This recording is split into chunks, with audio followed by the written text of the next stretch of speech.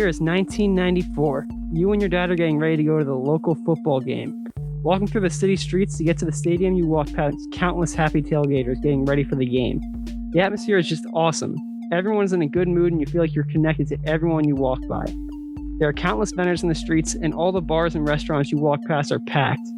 It's December, so it's freezing out, but you don't care. Your team has had a great season so far and you're just amped up to see your team win and get some good momentum going into the playoffs. Since last week, your team had a tough loss to a divisional opponent. The crowd isn't as full as they had been the rest of the season, but that's to be expected when this game doesn't have a huge impact on the playoff seeding, and the fan base is becoming increasingly frustrated with the ownership. After a 35-9 blowout win, you feel like your team has a real shot at the Super Bowl. Fast forward to a year later, and you turn on ESPN at the end of a Sunday full of NFL football to hear Chris Berman saying, Cleveland Browns apparently set to skip town at the end of the year and move to Baltimore. We'll detail that for you in a moment. How did this happen, you wonder, with the full realization that you will now have to wait all the way until 1999 before you have a football team to root for suddenly hitting you?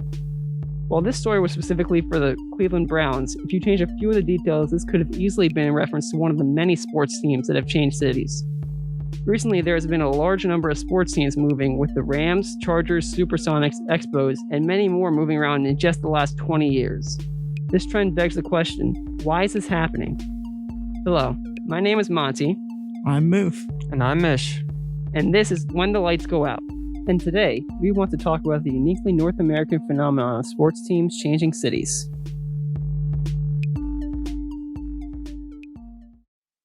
So how's everyone doing today? Doing good, man. I'm good. How are you doing today? I'm doing well.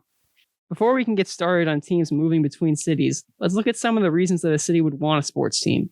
When trying to pitch their teams to their respective cities, sports team owners make the claims that teams bring in new jobs, increase per capita wealth of the city, provide social benefits, and also help out the immediate areas surrounding the sports stadium. These arguments are made with some assumptions that on the surface sound logical. New jobs will be brought into the city because stadiums need workers for their construction, renovation, maintenance, and to staff the facility. Likewise, per capita wealth of the city should increase by bringing in wealthy athletes and more business to the city. This increased business, for example, could come through the development of stadium towns and by giving people a reason to visit the city. As a quick aside, stadium towns are the communities created around stadiums when they are placed in underdeveloped regions of cities. This is done by bringing in many businesses like restaurants who would stand to benefit on game day by being outside stadiums. So, before we go on, I did want to ask you guys a quick question. So, as a mayor, when an owner comes to you and asks if you want their team, that a majority of the people in your city want in exchange for, say, $100 million that they claim will help you in the previously mentioned ways, how would you think you would respond in this situation? I would say, yeah, let's do it. Because as you mentioned, it increases jobs and increases the money coming into the economy in that city. Game days, you can have a bunch of traffic coming in. You also have people buying merchandise and just a bunch of money coming into that city from these sports teams. And I'd assume that you would be able to easily make your $100 million back. Yeah, I'm kind of at the same point, right? Because if a team comes in, you're giving up that $100 million. But like Mishal said, you can probably easily make that $100 million and a lot more back just with the business the team brings in and the taxes you should be collecting on what the team brings in. Yeah, on the surface, it really sounds like a great overall deal. There doesn't really seem to be any huge drawbacks to you in the deal besides the initial money you're going to spend. But as you guys mentioned, you would expect to get it back. So now we're going to go to the first trivia question of the day. You guys ready? You're going down. I'm not ready. Guess we'll see who's actually going to get this right. All right. So the first question is, in what state is the United States' oldest football stadium located? I want to say it's the Michigan Wolverine Stadium. I want to say the Packer Stadium. You are both incorrect, and I actually would have expected more from Mufidal as an Eagles fan. Oh, so the oldest state is Pennsylvania, and it's Franklin Field at the University of Pennsylvania. Damn. This stadium cost $100,000 to build, was built in 1894, was completely funded for by the school, and the school only had to agree to give 50 free scholarships to students from the area in order to get the land to build the stadium on. That's a hell of a deal.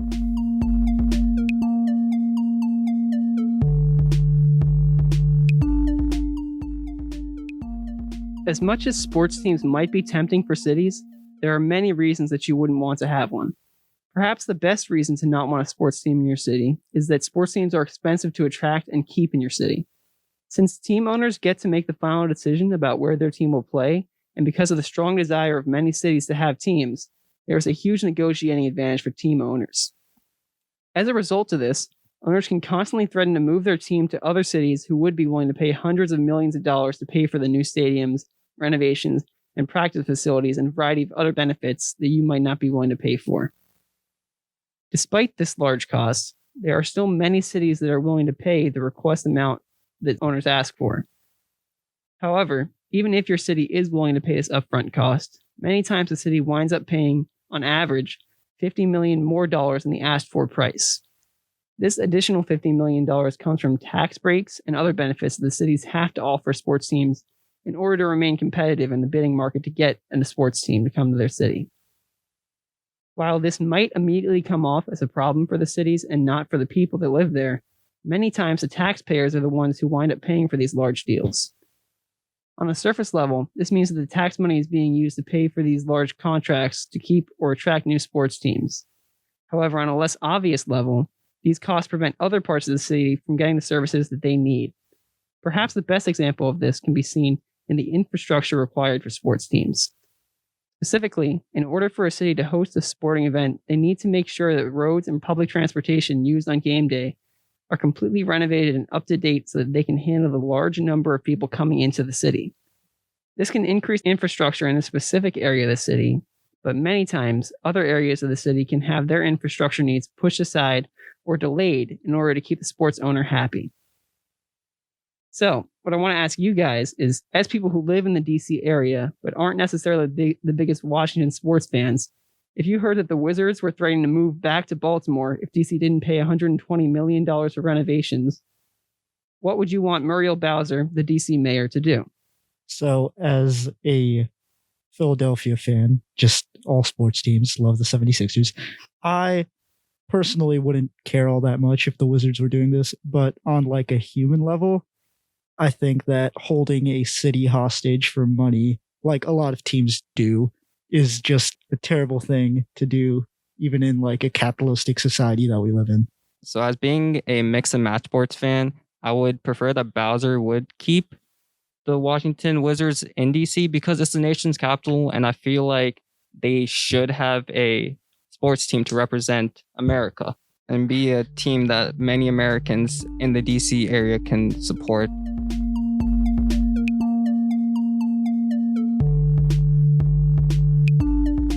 Many owners would counter what we have talked about to this point with the supposed advantages that sports teams bring in: new jobs, increase per capita wealth of the city, provide social benefits, and also help out the immediate areas around the sports stadium.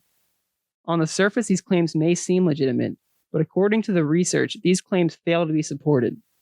Specifically, when looking at cities that have recently acquired a sports team from the NBA, NFL, MLB, or NHL, studies have shown that there really isn't evidence that suggests there are positive economic effects for these cities. It may seem that bringing a new team to a city would immediately bring jobs with it in the form of those building the stadium and the staff to work at the stadium. However, these construction worker jobs are temporary and usually outsourced from other areas of the country, while the actual number of people working in professional sports stadiums usually come out to be only about the same amount of number of people who work at mid-sized department stores. New sports teams also did not increase per capita wealth of the cities. In fact, residential income was actually lower than expected if the teams had not moved into the cities, according to these studies. The only city which did receive economic benefits with a new team was actually Indianapolis. However, this is expected to be the case not solely because they brought in the Colts, but rather because this is only one small aspect of a larger overall push by the government to stimulate the economy. In order for a new sports team to single-handedly benefit the economy of a city, very specific criteria must be met. Specifically, the players and owners of franchises need to spend a majority of their surplus income in their respective cities, which unfortunately is not usually the case. The stipulation you mentioned at the end, where coaches and players have to spend the majority of their surplus income in the state, but that usually doesn't happen, makes sense because a lot of players aren't from the same state they play in. So they usually have like homes or other places to live outside the state where they go to in the off season. And you have to keep in mind that these owners are a bunch of businessmen, so they're trying to get as much money as they possibly can. So therefore, they're going to show statistics that, in theory, would support their cause to be able to move to a different city and show that this city can benefit from their move. However, in reality, this isn't always the case, but it's because these businessmen want more money that they show this agenda. Yeah, and a great example of that is how owners will usually go to cities and say the per capita wealth increase whenever sports teams move into cities. But per capita wealth actually tends to increase no matter what. They bring the statistic to the owners of the mayors of the cities, but don't give the context for how much their team actually increased or decreased the rate of per capita wealth increase. These same results are also held true when looking at cities that have recently lost sports teams. According to data analysis in Jesse Stevenson's Letting Teams Walk, exploring the economic impact of professional sports franchises leaving cities paper, income per capita continued to grow at the normal growth rate in cities after teams moved away. Looking at the same paper, unemployment had no statistically significant differences, and surrounding businesses saw no significant change in financial success after teams left their cities. In this paper, Stevenson suggested a few possible reasons for these results. For example, high income positions with teams such as the Players rarely preside in the metropolitan city and frequently move back to their hometowns in the offseason, like Mufidal mentioned earlier.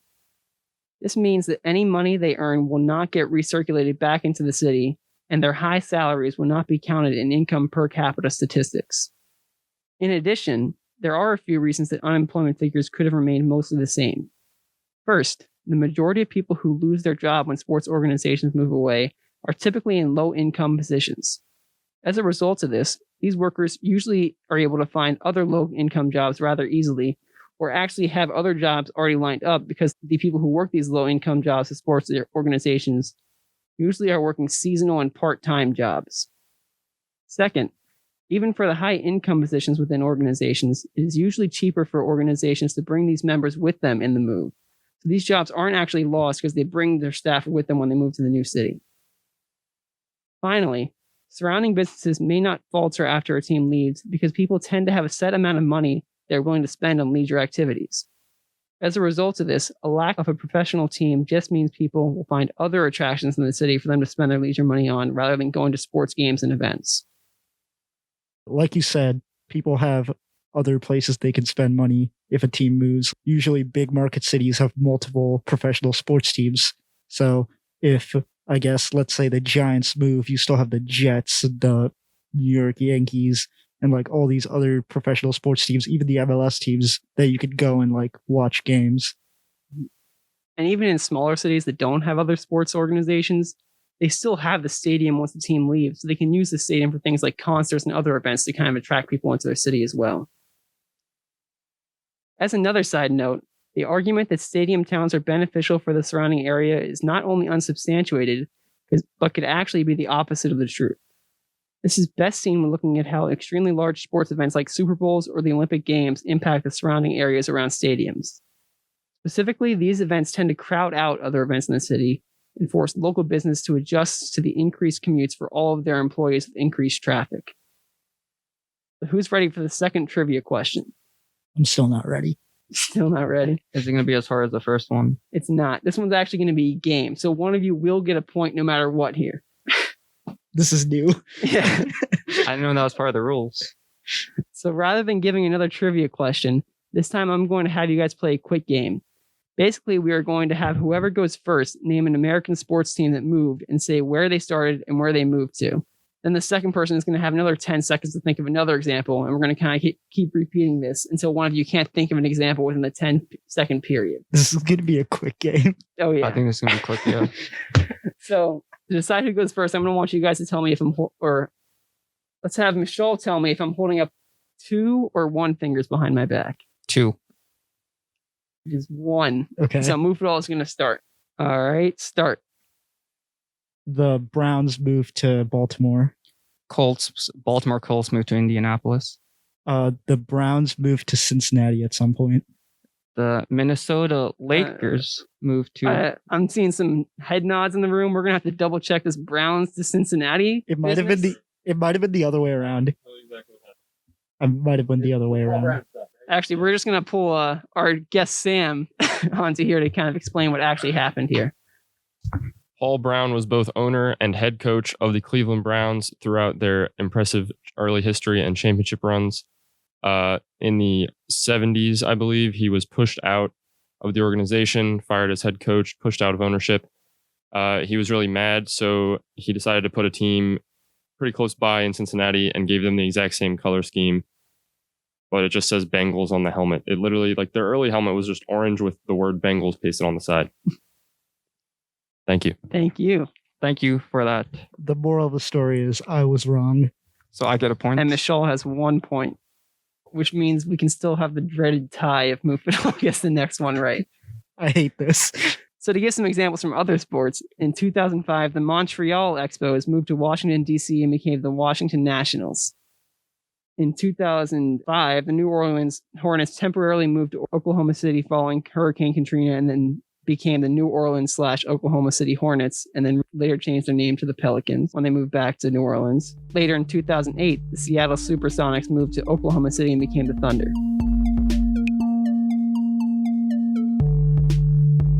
There are no economic advantages to cities having a sports team.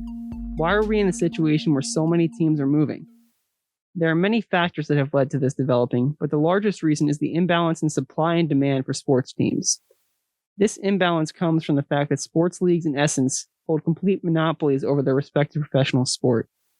To elaborate, the complete absence of viable secondary sports leagues has allowed the NFL, MLB, NBA, NHL, and MLS to be the only leagues in their respective sports in the United States.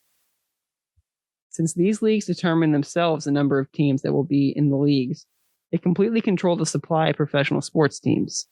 With there being no lack of cities that would love to have a professional sports team, this creates a huge negotiating imbalance in which sports teams can always threaten to move to another city if their current city is not willing to pay for their expensive demands. Even with this already large imbalance in negotiations, some believe major sports leagues are already doing more to artificially create a larger discrepancy between the supply and demand. Specifically, many believe that leagues purposely leave some of the major sports markets without a professional sports team in their league to allow their teams to threaten leaving for these large markets to get more money out of their current home city. Perhaps the most recent example of this comes from the NFL's relationship with Los Angeles. Many think that the NFL purposely did not create an expansion team in LA from 1994 to 2016, despite LA's history as a large market for the NFL, to allow the current NFL teams to use as a negotiating tactic to be able to demand more money from their respective cities. This large negotiating discrepancy hurts all cities looking for a sports team, but has the largest impact on smaller cities. Large cities losing or gaining a major sports teams tend to see lower social gains and benefits in general. This is because larger cities tend to already have professional sports teams, like Mufidal mentioned earlier, so adding another one has diminishing returns. Smaller cities, on the other hand, would see much larger social benefits than larger cities do if they could attract a sports team. As a result of this, small cities are usually willing to offer greater financial packages to attract professional sports teams to move to their city. While most sports teams would prefer to be in the larger cities because of the greater economic potential, at the very least, this provides a viable alternative for sports teams to use in negotiations. So like you said, these small marketplaces are more attracted to these large sports teams. However, as you also mentioned, there isn't much evidence of financial gain. So why do you think these small market sports teams are actually trying to have teams move over to them when there isn't any conclusive evidence that there is potential for economic advantages? There aren't really economic advantages, but there is a perceived notion that there will be economic advantages, especially among the people who are voting for the mayors and politicians in their cities. So because of this, and because a lot of people just want to have a team to root for, there's a huge demand from their respective populaces for these cities to try and get a major sports team if they are offered the chance to do so. I also think it's important to reiterate what you said about leagues purposefully leaving cities open to use that as like a negotiating tactic. I think that reminds everybody that, in a way, leagues can collude to get greater financial benefits. A lot of people don't remember that all the owners work together to create the league. A lot of people, for some reason, think that teams are individual, but you have to remember that the owners together have to work together to run the entire league. And that kind of paints the picture even clearer for everybody. Yeah, I think that really comes from the idea that people compare sports teams to other businesses where they're directly competing with each other. But in sports teams, it's not a zero-sum game in that if your league is doing better, you're going to make the money even if your specific team isn't doing better. So you do want to work together with the other owners to try and make the league as profitable as it can possibly be. Theoretically, there is no negative to this imbalance in negotiations. However, sports teams owners are fully aware of the bargaining advantages that they hold, and as a result, leverage their advantages to create contracts with cities that allow them to essentially have the benefits of owning a sports team while not having to take on the responsibility of fully financing their organizations. As a result of the bargaining chips owners held for a long time, precedents have now been set in negotiations between the owners and cities that benefit owners financially beyond the initial funding of the stadiums and renovations. Specifically, every negotiation for a new or renovated stadiums also adds in benefits such as free rent, new practice facilities, full control of luxury box revenue, and more. Perhaps the biggest gain owners get is the addition of luxury boxes. Owners really key on this because normal ticket sales are usually split with a visiting team, but luxury box tickets and sales are completely given to the owner of the home team. Owners typically will try to get as much out of their cities as they possibly can. A great example of this is when George Steinbrenner, a former owner of the New York Yankees, threatened to move the New York Yankees to northern Jersey in 1995.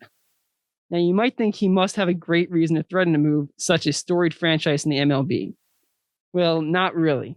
He wanted to move the team because in New York City, of all cities, he thought a $73.5 million renovation was needed for him to put up with the traffic, parking, and ambience around the stadium, which he didn't like despite it being the largest city in the world. Similarly, in Winnipeg, the Jets blackmailed the city into giving them $94 million just for them to later leave after getting this money in 1996. While the Jets did eventually come back to Winnipeg in 2011, the city, of course, had to give up further public funds to bring them back. As another aside, many times these owners force renovations by threatening to leave many years prior to their contracts with the city expiring. These actions become hilariously hypocritical when owners then turn around and complain about their players holding out to get more money instead of playing out the contract they agreed to. So now it's time for the last trivia question. So I'm going to give you guys each a 10-year period on this one. And if you're both in the same 10-year period, whoever's closer is going to get the point. So in what year were the New York Yankees founded in? Ooh. I'm gonna guess around like 1875. That's my guess. Okay. I'll go 1876. That's such a Mishal move. Like, Yeah. I'll go 1890. So you were both actually a little earlier. It wasn't actually until 1903 when they were founded in Baltimore as the Orioles, but then moved to New York City as the Yankees. So while Mishal was closer, so he's going to get the point. That's okay. You both really weren't close on this one. Hey, I was 13 years off. That's true. You did say you were going to give him a 10-year period. So Yeah, like, so I guess he was only 3 years off my span.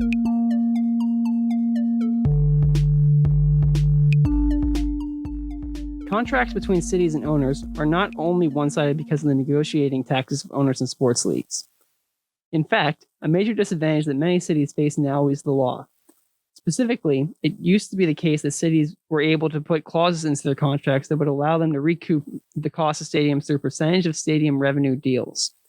Unfortunately, Congress made these deals unfeasible and illegal by restricting these deals to only allow the paying back of 10% or less of the cost of the stadium with this contract structure.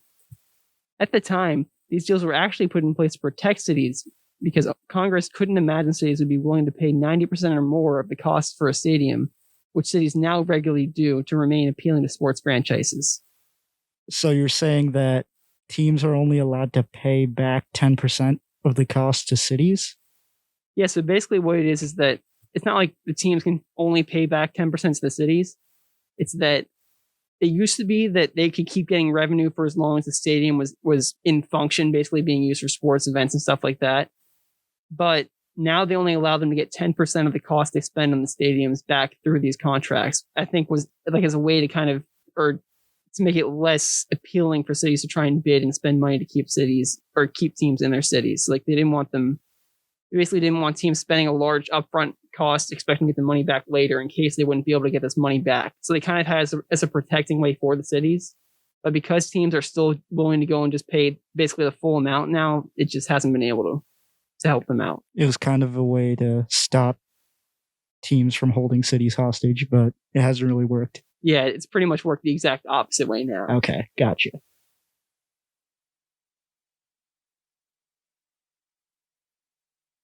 Keeping ownership of teams privatized is another bargaining chip for sports franchises. If they can keep the books closed, then they can keep the public from knowing the full amount of money their team makes and try to make the argument that the team can't afford to be run without public funds. It's because of this that leagues and owners have gone to great lengths to prevent teams from becoming publicly owned in the past. One example of this can be seen with the San Diego Padres and the MLB. Specifically, when Jean Kroc passed away in 2003, she tried to pass ownership, or at least partial ownership of the team, to the city of San Diego.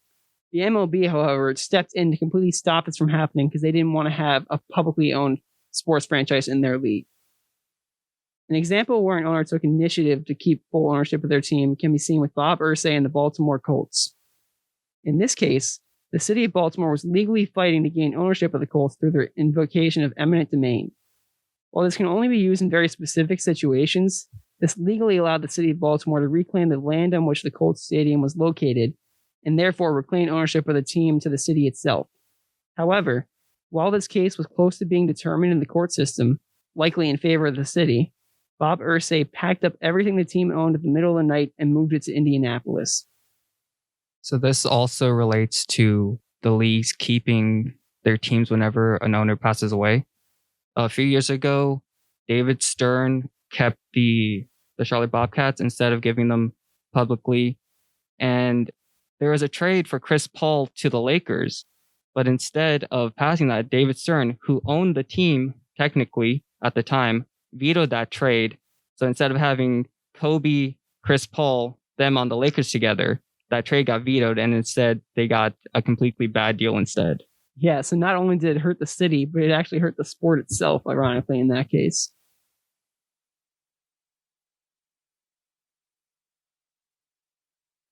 So before you turn off this podcast, I think there's nothing that can be done, and cities will forever be at the mercy of the owners in these negotiations.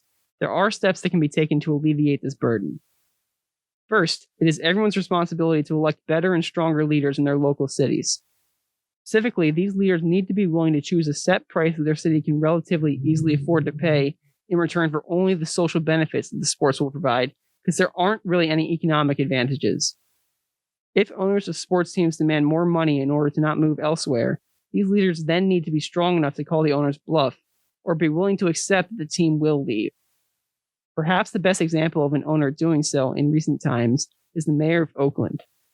Libby Schaaf, who was strong enough to refuse to pay for the new Oakland Athletics and Raiders stadiums because she had been seeing firsthand how mortgaging the city's future to have sports teams is detrimental to the city, since they are still currently paying the Raiders for the privilege of them coming back to the city in 1994. Didn't the mayor of Oakland also refuse to pay for renovations for the Golden State Warriors arenas, which caused them to move to San Francisco, right after they went to 5 straight finals and won 3 of them?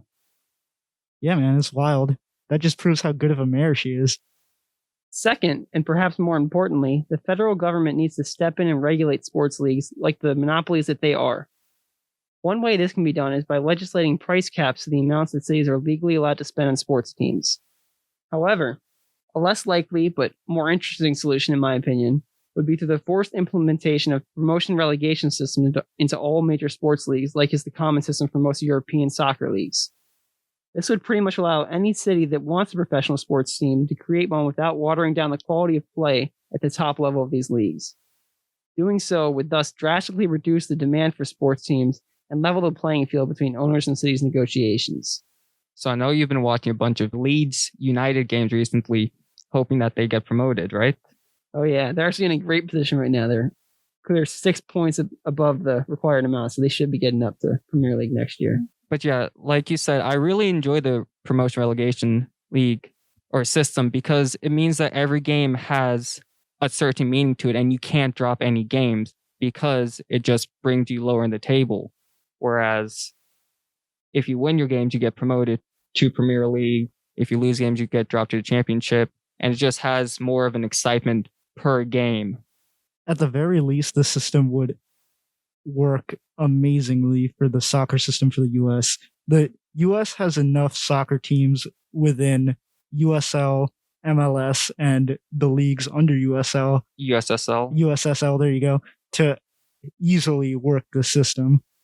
I feel like if one league in America has to have it, I feel like soccer definitely does, but those owners won't agree to it. Yeah, that's the problem. So for it to be able to work, and it would be great for the MLS because it would make it more similar to other soccer leagues and thus bring in a little more attention and recognition from the international community, they're probably going to need to have legal limits and laws put in place to force them to do so. Because like Mishal said, the owners aren't going to want to give up their investment of having a top league sports team in the MLS.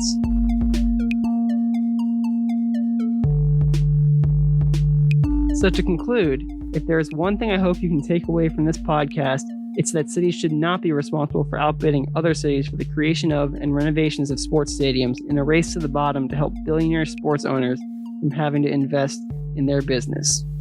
I'm Monty. I'm Moof. And I'm Mish. And we hope to have you next time on When the Lights Go Out.